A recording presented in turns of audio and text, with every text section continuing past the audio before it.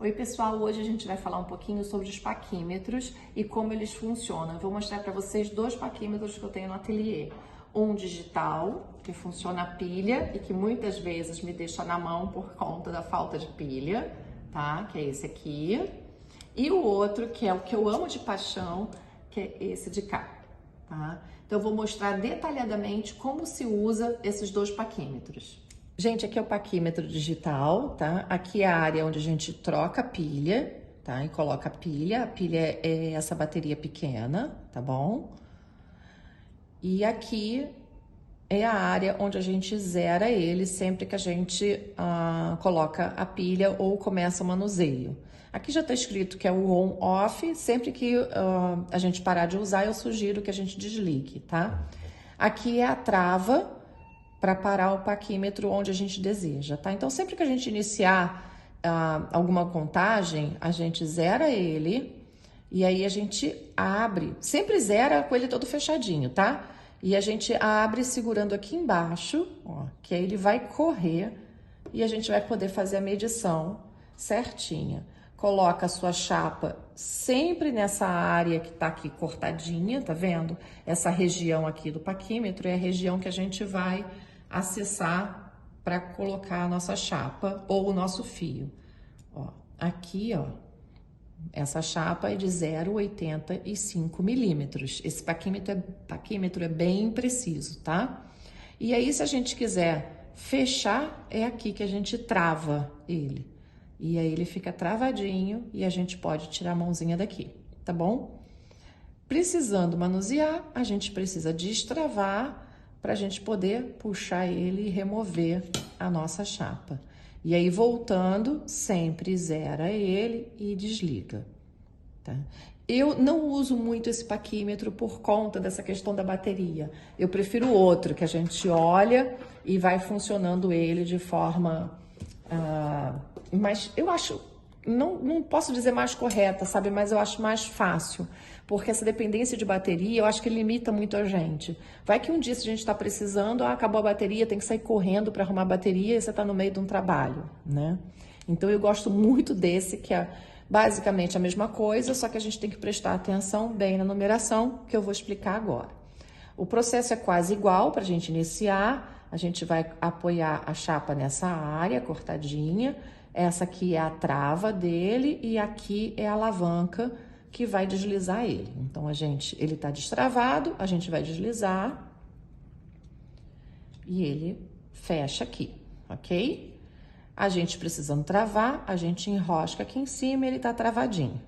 Agora, vamos ver como é a marcação, ó. Esse zero aqui de baixo, dessa régua aqui de baixo, que tem esses númerozinhos pequenos, esse primeiro zero é que vai mostrar as primeiras casas decimais desse paquímetro. Por exemplo, aqui ela tá antes dessa primeira margenzinha, depois dessa régua superior, né? Tá vendo essa régua aqui logo acima, que é essa que vem de cá, na parte de cima? Não é essa daqui do alto, não. É essa aqui que tem 0, 1, 2, 3, 4, tá? Então, esse zero de baixo tá antes desse primeiro pino que a gente chama de 1, né? Então, se ele tá antes, a gente está trabalhando em milímetro, então ele é 0 alguma coisa, tá? Se ele tivesse entre o 1 e o 2, como se fosse assim, dessa forma, ó. Deixa eu colocar aqui bem certinho para vocês, ó. Entre o 1 e o 2, aí ele já seria 1, alguma coisa, né? 1 milímetro, algo. E por aí vai, né? Aqui, ó, a gente conta, ó. 1, 2, 3, tá? Entre o 3 e o 4. Então, 3, algo. 3 milímetros e alguma coisa. Então, assim, é sempre importante ter um olho, como se fosse um olho de águia, tá? Para poder ver essas contagens da régua do paquímetro. Aqui, a gente vai colocar ele, a gente sabe que ele tá antes do 1, então ele é algo antes de 1, então é 0 alguma coisa. Agora, alguma coisa o quê? Qual é esse alguma coisa? Aí a gente vai agora olhar qual das duas réguas que se encontram, tanto essa régua de baixo, que é a que me dá o início, quanto essa aqui de cima, que é a que a gente olha, tá? Então, aí a gente vai vendo. O 0 tá encostado? Não tá. Na régua de cima. O 1 também não. 2 também não. 3 também não. 4, não. 5 começa a se aproximar, tá vendo? O 6, quase. 7, quase lá. O que tá mais juntinho é o 8, tá vendo? O 9 já começa a se afastar. Então, ele é 0,8 milímetros, tá bom? Por quê? Porque essa régua de baixo está batendo com a régua de cima, ok? Vou pegar outros metais para a gente poder também fazer uma outra comparação, tá? Eu botei essas duas chapas juntas só para a gente ter mais uma noção de como funciona o paquímetro, que assim, é uma coisa que não é difícil, mas requer que você faça um treinamento para você poder gravar bem quais são as réguas, como é que funciona, tá? Então eu botei essas duas chapas porque eu não tenho uma chapa mais grossa e assim a gente vai poder pelo menos ver uma outra medição, tá? Então vamos lá, a gente vai encaixar o pedaço que eu quero medir aqui, nessa parte do paquímetro, ok? Vou apertar aqui, porque aí eu posso remover essa chapa, fica mais fácil pra gente ver, ó, tá? Então, vamos lá. Primeiro, lembra que a gente vai ver a primeira casa decimal utilizando esse 0 dessa régua de baixo, porque a gente está trabalhando em milímetros, ok? Então, a gente vai aqui, ó, o 0 tá antes do 1? Não, o 1 é logo esse númerozinho aqui. Aqui é 1 centímetro, tá? Que tá aqui em cima, que corresponde a 10 milímetros. A gente tá aqui embaixo trabalhando com os milímetros. Então, a gente tá bem menos do que o centímetro, tá bom? Então, vamos lá. O 0, ele não tá antes do 1, ele tá entre o 1 e o 2, entre essas duas traves da régua superior, né? Então, ele é 1, alguma coisa, tá? Esse alguma coisa que a gente vai ver quando as duas traves se encontram dessa forma, bem retinha. Quando as duas traves baterem uma com a outra, aí sim a gente vai ter a segunda casa decimal, tá? Da nossa contagem. Aqui a gente vai, ó. O 1 tá afastado, não tá batendo. 2 também não. 3 também não. 4 não. 5 não. Ó o 6. O 6 tá bem certinho. Aí você vai dizer assim, eu tô na dúvida entre o 6 e o 7. Mas aí você vai ter que ter um olho bem posicionado para você ver qual realmente. E se você precisar, você pega na luz e vira assim para ver qual que te encaixa melhor, sabe, de visão. Porque às vezes a luz também pode enganar a gente um pouquinho, tá? Aí você vai, precisa bem, não, 1,6. Então, as minhas duas chapas juntas, eu tenho 1,6 milímetro, 1,6 milímetros, tá bom? Agora, a gente vai trabalhar, eu vou abrir aqui para poder fechar ele, sempre guarda ele fechado e sempre guarda ele na caixa, tá? Agora eu vou mostrar para vocês como usa essa área e depois como a gente usa essa área. Gente, aqui eu tenho esse anel e vou mostrar para vocês como é que a gente faz a medição. Vou voltar aqui nessa parte, só para vocês fixarem. Aqui a gente vai ter a espessura, né, do anel. E aqui eu posso olhar aqui, ó, novamente. O 0 tá logo depois do 1, né? Aqui. Esse zerozinho tá depois da primeira trave, né? Levando em consideração que essa trave é a trave 0, essa aqui pequenininha é a trave número 1. Então, ele tá 1, alguma coisa. Aí, a gente vai ver o que tá as duas partezinhas juntas, as duas traves batendo uma na outra. aqui a que mais se encaixa é a 2. Então, ele tem a espessura de 1,2 milímetros. Vocês observem que a 3 já está afastada, a 4 está afastada, a 5 está muito afastada, tá vendo? E a que está bem encaixadinha é essa daqui, ó, que a trave de baixo está encaixada com a trave de cima. Então, ele tem a espessura de 1,2 milímetros. Agora, a gente vai usar essa parte aqui. Essa parte vai medir o diâmetro interno do nosso anel. Isso é importante para quando a gente for fazer os anéis, que vai ser a próxima aula do vídeo, tá? Então, essa área aqui superior, ele encaixa direitinho na parte interna do anel e vai mostrar pra gente qual o diâmetro interno em milímetros, tá? Aqui nesse anel, por exemplo, ó, o 0 tá lá embaixo, né?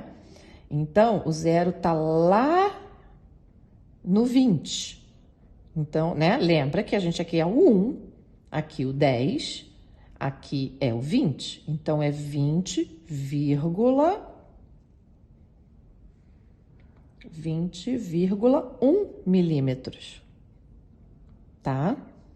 Porque ele tá no 20, antes do 21, então ele tá entre o 20 e o 21, então ele é 20,1, porque o 1 que é o que tá batendo.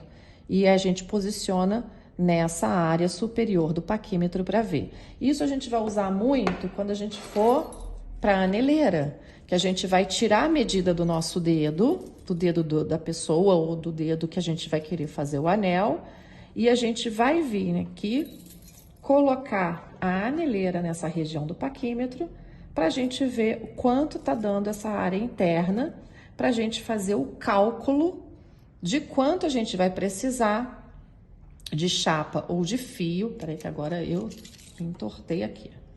De chapa ou de fio para poder construir o nosso anel, a nossa aliança, né? Por exemplo, aqui, tamanho 15, né? O 0 tá logo depois daqui do 15, tá entre o 16 e o 17, né? Vamos lá, ó. 10, 11, 12, 13, 14, 15, 16. Tá entre o 16 e o 17. Ele é 16,6, que o 6 é o que tá batendo mais juntinho, tá bom? Agora, vou mostrar para vocês essa outra área do paquímetro, que a gente mede essa altura também. Então, às vezes, a gente vai precisar, em alguns casos, medir a altura de uma charneira e você não tem como fazer essa medição do lado externo, você precisa só de uma ponta para encaixar. E aí a gente vai fazer essa medição justamente assim, colocando dentro do nosso objeto e vai mexendo aqui nessa região para aumentar ou abaixar, né? E aí a gente vai ter a nossa altura. Deixa eu acertar aqui para vocês darem uma olhadinha.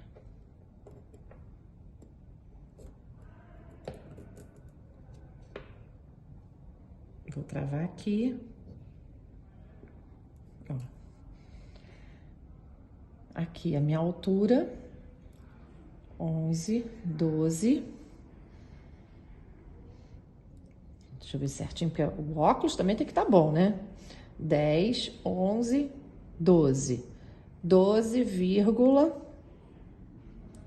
que tá agora juntinho, é o 8, 12,8, tá?